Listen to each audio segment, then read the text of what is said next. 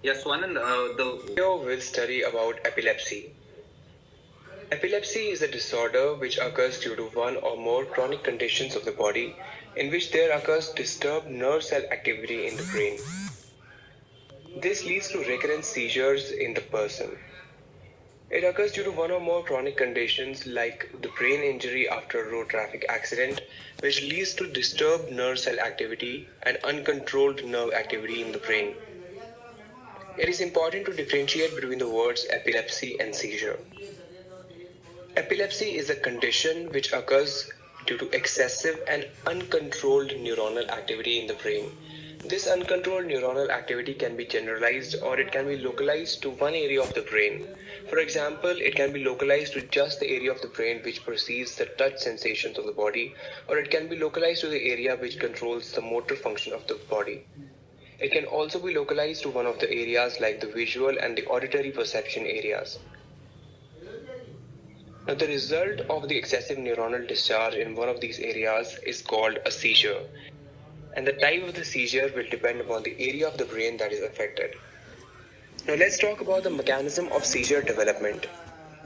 Normally, there exists a balance between the excitation and inhibition of neurons in the central nervous system, including the brain and all the neuronal pathways. This is maintained by chemicals like acetylcholine and GABA.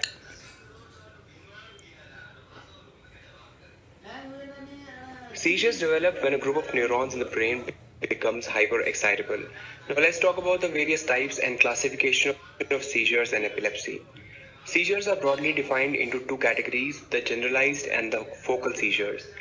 The generalized seizures usually start at one place in the brain and then due to widespread neuronal networks, they spread to whole of the cerebral cortex.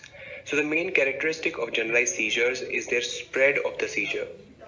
One of the main important structures that helps in this spread is the corpus callosum, which connects both the hemispheres, and due to this, the seizure spreads to the other hemisphere of the brain. In comparison, the focal seizures are confined to one area of the brain where they originate, which is usually one hemisphere or a small part of one hemisphere. Now let's talk about generalized seizures in a bit detail.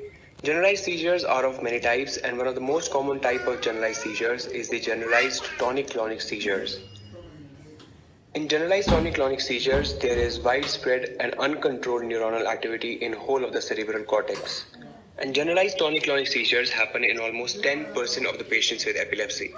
As I mentioned, generalized tonic-clonic seizures involve whole of the cerebral cortex, and there is excessive neuronal discharge in the motor nerves through the brain. Due to this excessive neuronal discharge in the motor nerves, the muscles of the body get contracted without any relaxation. This is called the tonic phase of the generalized tonic-clonic seizure, in which the muscles remain totally contracted. Also, there is loss of consciousness in the patient,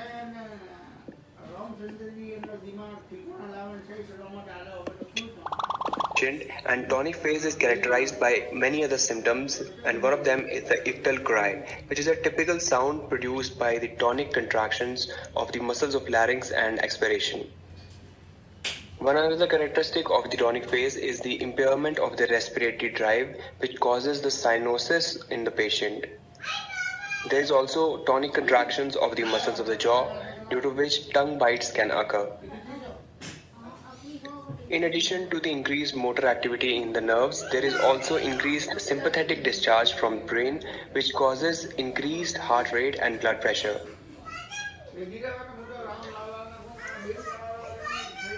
The tonic phase usually lasts for 10 to 20 seconds, and then it transforms into the clonic phase. In the clonic phase, the continuous discharge from the brain gets interrupted by small durations of relaxation. This occurs because the inhibitory mechanisms of the brain come into play and try to control the widespread neuronal activity.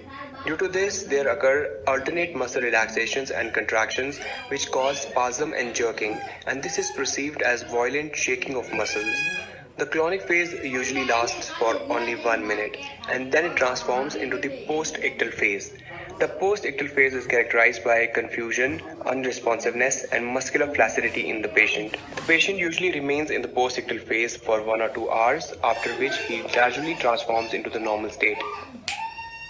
There are other types of generalized seizures as well, like the generalized tonic and the generalized clonic seizures.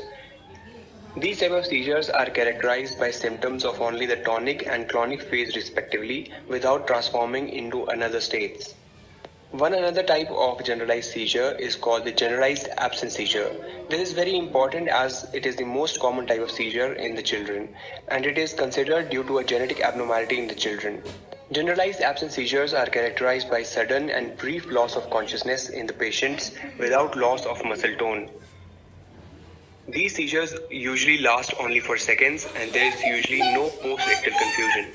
Other type of generalized seizures include atonic seizures and myoclonic seizures.